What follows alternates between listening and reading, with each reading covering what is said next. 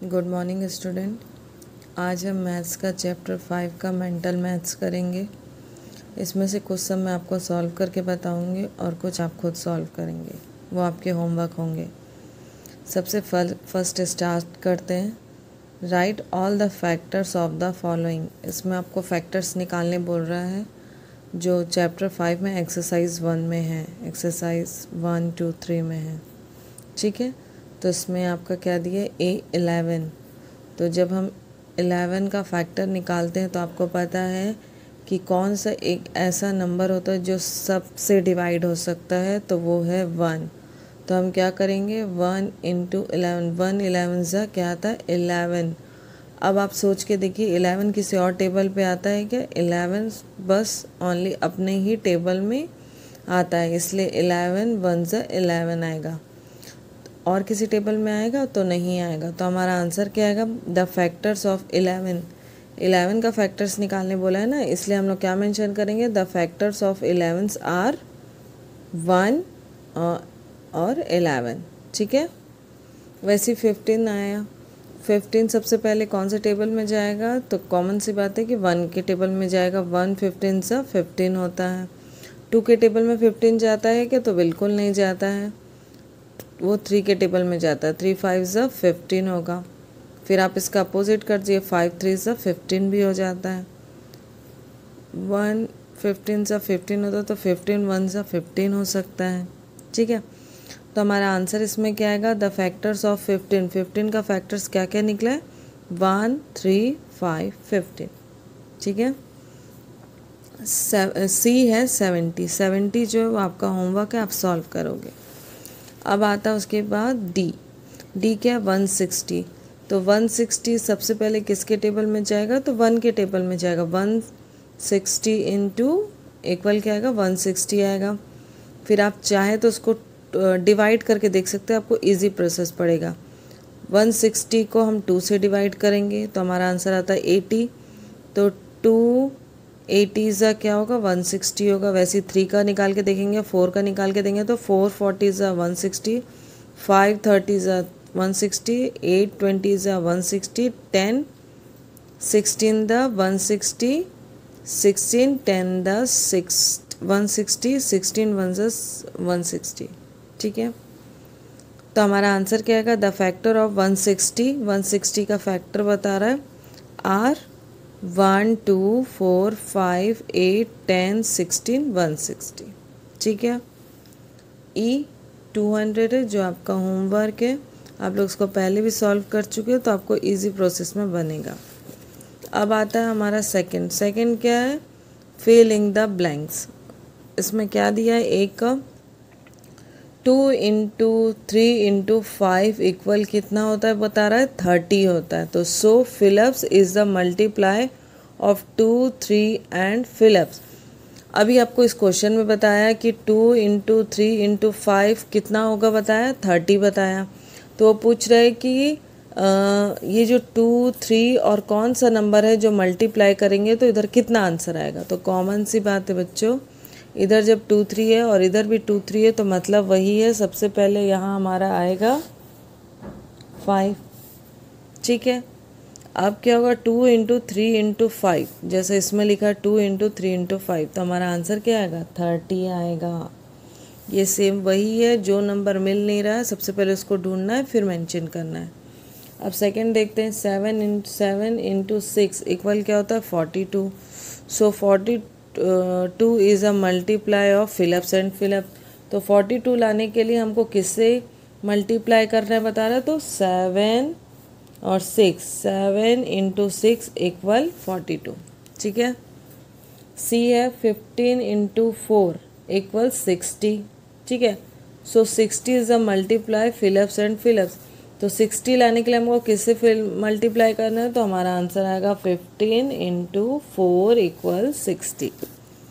ठीक, समझ आ गया आप लोगों को। अब थर्ड देखते हैं, right the following. 7th multiply of 8। 7 को मल्टीप्लाई 8 से करना, तो 7 इंटू 8 इक्वल कितना आएगा, 56। थर्ड मल्टीप्लाई ऑफ 21 इक्वल ये हमारा आंसर आया, तो 3 इंटू 21 करेंगे तो 63 आएगा। वैसे सी का 5th मल्टीप्लाई ऑफ 10, तो क्या करेंगे हम लोग, 15 इंटू 10 इक्वल 150। ठीक है। डी आपके होमवर्क होंगे जिसे आप सॉल्व करेंगे। डी क्या है आपका, मैं यहाँ क्वेश्चन लिख देती हूँ। क्वेश्चन है 9th मल्टीप्लाई ऑफ 18। ठीक है, ये क्वेश्चन आप सॉल्व करेंगे, नहीं बनेगा तो आप मुझे बताएंगे। सी क्या, 5th मल्टीप्लाई ऑफ 125, तो 5th को हम 125 से इंटू करेंगे तो हमारा आंसर आएगा 625। ठीक है, ऐप भी आपका होमवर्क है, आप सॉल्व करेंगे। अब आपका आता है 4th, check whether of the following statement are the true और फॉल्स। आपको इस स्टेटमेंट को चेक करना है कि ये सही है कि गलत है, और ट्रू या फॉल्स में आंसर देना है। तो क्वेश्चन क्या है, 64 इज़ अ मल्टीप्लाई ऑफ 8। 84 के टेबल में 6 आता है क्या, तो हमारा आंसर क्या आएगा, आता है। 8 8 ज़ा 64 आता है। अगर आपको ऐसे नहीं समझ आता है तो सबसे बेस्ट है 64 को 8 से डिवाइड कर दो। 8 8 ज़ा 64 माइनस के 0, तो ये हमारा 8 के टेबल में 64 आता है, इसलिए हमारा आंसर क्या होगा, ट्रू होगा। बी क्या, 1024 इज़ द मल्टीप्लाई ऑफ 12। तो देखते हैं 12 के टेबल में 1024 आएगा क्या तो मैं आपको इन्फॉर्म कर दूं, ये प्रोसेस आपको थोड़ा ही टफ पड़ेगा, ये इजी पड़ेगा, आप लोग इसमें कर सकते हैं। तो सबसे पहले 12 क्या 10 से डिवाइड होगा क्या, तो बिल्कुल नहीं होगा। तो हम लोग क्या करेंगे, 12 8 ज़ा कितना होता है, 8 ज़ा क्या होगा, अभी पूछी थी ना, तो 96 होगा। ठीक है, जब इसको माइनस करेंगे तो कितना आएगा, 12 में से 6 गया तो कितना बचेगा, तो 6 बचेगा। इसने 1 इसको क्या बोरो कर दिया है ना, तो इधर क्या आएगा, 9 आएगा, 9 9 कट जाएगा, 0 आएगा, अब आएगा 4। तो फिर उसके बाद क्या आएंगे, 12 1 ज़ा 12, 12 2 ज़ा 24, फिर 36, ऐसे करते करते हम देखेंगे तो क्या आएगा, 12 5 ज़ा क्या है, अगर आप देखोगे ना तो 12 5 ज़ा आता है 60 और 12 7 ज़ा आता है 72। तो 60 से ही ये डिवाइड होगा। जब इसको आप माइनस करेंगे तो हमारा आंसर 4 आएगा, और इधर पे फिर पॉइंट लगेगा। बट आप सॉल्व भी करते जाओ, ये सॉल्व नहीं होगा। ठीक है, वैसे ही आपका मल्टीप्लाई करोगे तो ये सॉल्व नहीं होगा। तो हमारा आंसर क्या आएगा, फॉल्स आएगा। क्यों, क्योंकि इसका मीनिंग ये है कि 12 के टेबल में 1024 नहीं आता है। ठीक है, अब हम देखते हैं 60 is a multiply of 12 into कितना नंबर से जो आता है, और इधर डिवाइड करके देखते हैं। ठीक है, 12 1 ज़ा 12, 12 2 ज़ा, ऐसे करते करते आप करेंगे। तो मैं आपको थोड़ी देर पहले बताई थी 12 5 ज़ा 60 होता है। ठीक है, ये देखो जब हम डिवाइड किए तो ये सॉल्व हो गया ना। अब इंटू करके देखते हैं तो 12 5 ज़ा क्या होता है, 60 होता है। तो क्या आना चाहिए हमारा आंसर, हमारा आंसर आना चाहिए ट्रू, क्योंकि 12 के टेबल में 60 आता है। ठीक है, ये डी आपका आंसर मतलब होमवर्क होगा, आप इसे सॉल्व करेंगे। ठीक, अब हम स्टार्ट करते हैं हॉट। तो उसका फर्स्ट है, right all the even number between 22 and 36।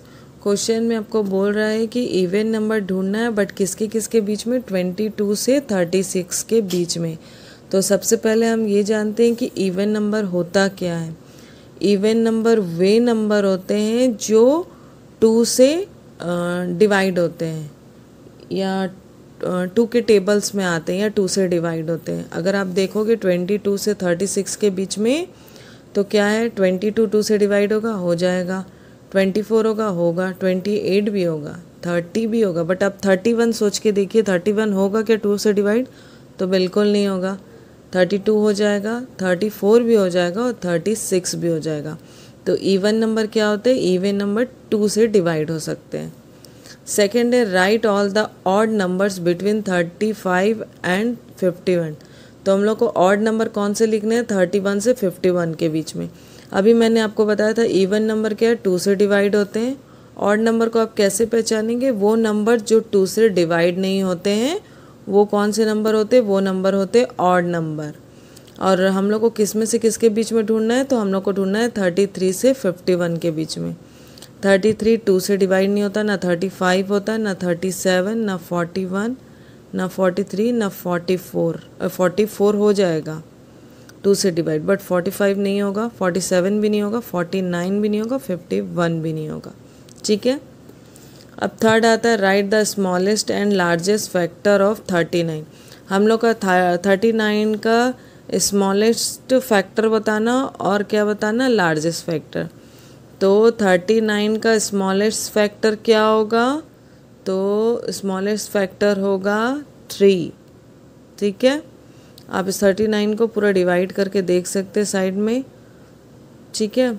और लार्जेस्ट फैक्टर क्या होगा? तो इसका लार्जेस्ट फैक्टर होगा 13। ठीक है।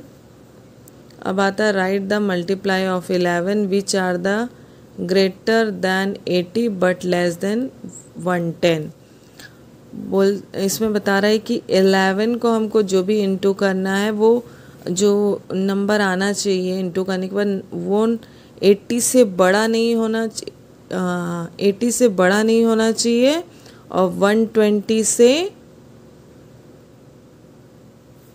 हम लोग जो 11 का डिवाइड करेंगे ना, सॉरी इंटू करेंगे ना, जो नंबर्स आएंगे ना वो हमारे 80 से बड़े होने चाहिए बट 110 से छोटा होना चाहिए। तो सबसे पहले देखते हैं 11 इंटू 8 इक्वल क्या होगा? 80। तो ये 80 से क्या बोलते हैं बड़ा है, मीन्स 80 इक्वल 80 80 हो गया। ठीक है। फिर 11 9 से क्या होता है? 99 होता है। ये 80 से बड़ा है बट 110 से छोटा है। फिर 11 10 से क्या होगा? 110 होगा। 110 लिख सकते हैं क्योंकि ये 80 से बड़ा है बट क्या 110 के इक्वल ही है, मीन्स हिसाब से छोटा ही है, उससे तो बड़ा नहीं हुआ। ठीक है।